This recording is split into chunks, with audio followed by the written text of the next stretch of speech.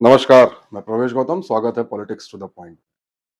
आखिरकार प्रधानमंत्री नरेंद्र मोदी ने 11 साल बाद लाल किले से संघ को याद किया। सवाल सीधा है, क्या यह अचानक उमड़ा हुआ सम्मान था या मजबूरी की झलक? राजनीति के अखाड़े में अचानक किए गए ऐसे इजहार अक्सर संयोग नहीं, रणनीति होती है। सालों तक भाजपा ने यह दिखाने की कोशिश की कि उसकी ताकत सिर्फ नरेंद्र मोदी है।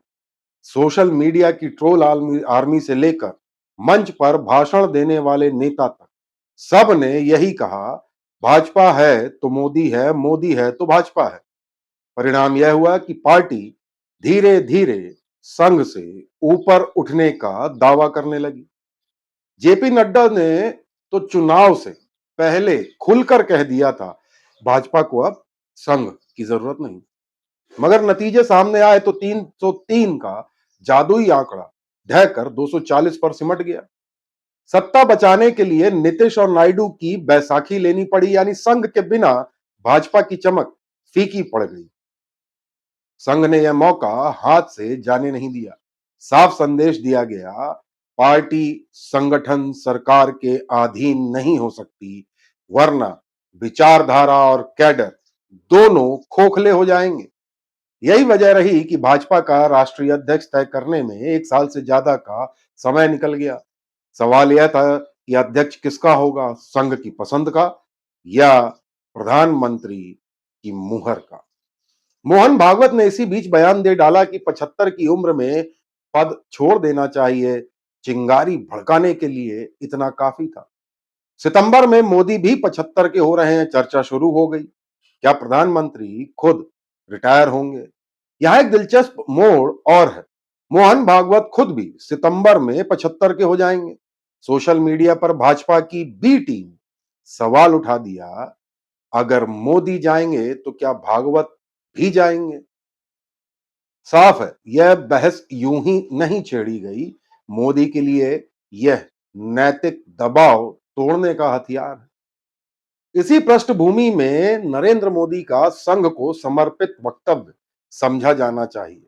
असल में यह तारीफ नहीं बल्कि संदेश था, संघ अपने रास्ते चले, सरकार अपने। आप हमें खुला मैदान दें, हम आपको वही इज्जत और सम्मान देते रहेंगे। कटाक्ष यह भी है कि नरेंद्र मोदी ने यह जताने की कोशिश की कि संघ 100 साल से चलता आया है और आगे भी चलता रहेगा, लेकिन सत्ता किसी भी समय विपक्ष के हाथ में जा सकती है।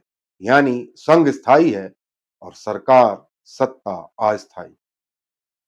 अगर भागवत सितंबर में पद नहीं छोड़ेंगे तो पूरी संभावना है कि गोदी मीडिया और सोशल मीडिया में यह बहस शुरू हो जाएगी कि उम्र की मर्यादा सब पर बराबर लागू होनी चाहिए, और तब भागवत पर भी संभवतः बैकफुट पर आने का दबाव बन सकता है। लाल किले से दिया गया यह भाषण संघ के सम्मान का कम, मोदी के राजनीतिक अस्तित्व की रक्षा का ज्यादा प्रयास लग रहा था। घटती लोकप्रियता, बैसाखी पर टिकी सरकार, अंदरूनी खींचतान और अध्यक्ष पद की रस्साकशी, इन सब के बीच मोदी का यह कदम एक तरह से राजनीतिक रणनीति माना जा सकता है। लेकिन बड़ा प्रश्न अब भी वही है, क्या यह रणनीति विपक्ष और संघ दोनों को साध पाएगी या फिर यह भी एक खोखला शंखनाद साबित होगा? वैसे एक बात और दिलचस्प है जिसमें संघ चिंतित नजर आता है कि भारतीय जनता पार्टी द्वारा किए जा रहे प्रयोग सही है या गलत। क्योंकि पहली बार के विधायक को मुख्यमंत्री बनाना, वरिष्ठों को दरकिनार करना, जिन्होंने विचारधारा सींचने के लिए अपना जीवन लगा दिया, उनके साथ अन्याय क्या उचित है? संघ की यह चिंता भी है। दूसरा, भाजपा में तेजी से पदार्पण करते विपक्षी दल के नेता और उनको महत्वपूर्ण पदों पर बैठाना।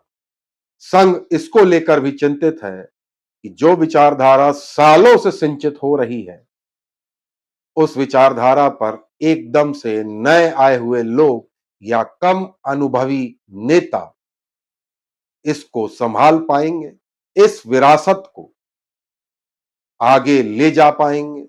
संघ की इन तमाम चिंताओं के बीच यह बात सामने जरूर आती है कि भाजपा का राष्ट्रीय अध्यक्ष कौन होगा, मोदी और शाह की मुहर वाला या संघ की पसंद वाला।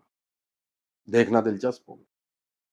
हमारा प्रयास कैसा लगा जरूर बताइएगा। चैनल को लाइक शेयर सब्सक्राइब करना बिल्कुल ना भूलें। बहुत बहुत धन्यवाद।